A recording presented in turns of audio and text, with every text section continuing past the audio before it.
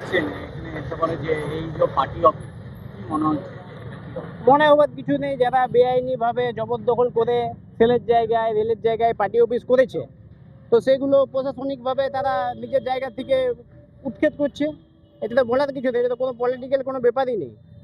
যারা সেলের জায়গায় অবৈধভাবে নির্মাণ করেছে, রেলের জায়গায় অবৈধভাবে নির্মাণ করেছে, তাদের এটা হবারই ছিল। তৃণমূলের আমলে চলেছে, বিজেপির আমলে এগুলো চলবে না। এটা কি মনে হচ্ছে যে পুরো অবৈধভাবে দখল করে পার্টি অফিস ছিল? হ্যাঁ, আপনি তো দেখতে পাচ্ছেন, দেখুন না, অবৈধভাবে ঢালাই করে, ঠিক আছে, যেমন একদম পৈতৃক সম্পত্তি সেভাবে করে রেখেছিল। ঠিক আছে, তৃণমূলে ঝান্ডা লাগাই দিচ্ছে, অবৈধভাবে দখল করছে, এগুলো চলবে না। এগুলো বিজেপির কালচার না। বিজেপির এখানে যেখানে আছে সেখানে অবৈধ জিনিস চলবে না, তাতে যেই হোক। এখানে তো দেখা যাচ্ছে যে বিভিন্ন জায়গায় তো এরকম ভাবে মানে বেআইনি ভাবে দখল করে অনেক জায়গা আছে। হবে, আস্তে আস্তে হবে। বেআইনিভাবে যারা দখল করে আছে তারা সাবধান থাকুক।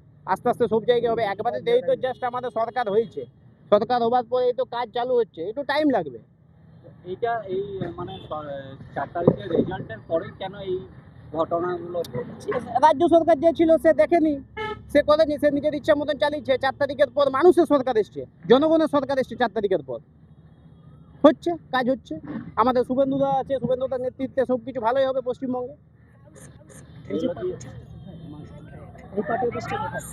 এই পার্টি অফিসটা আমাদের এই তো স্টেশনের সামনে, বার্নপুর রেল স্টেশনের সামনে, 78।